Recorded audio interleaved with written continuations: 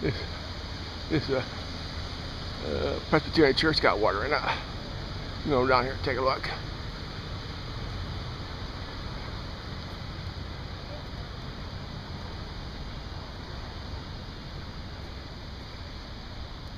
They get domestic relations all sandbagged, so it won't get wet, hopefully.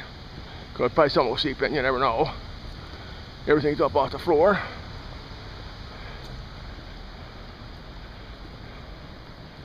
You never know. This is the data processing department right here.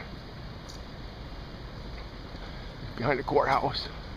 I guess we still got a level to go before we get up here. Yeah. Yeah. It's behind the courthouse, okay? This is one of those two buildings that used to flank the courthouse. They took the one down on the other side.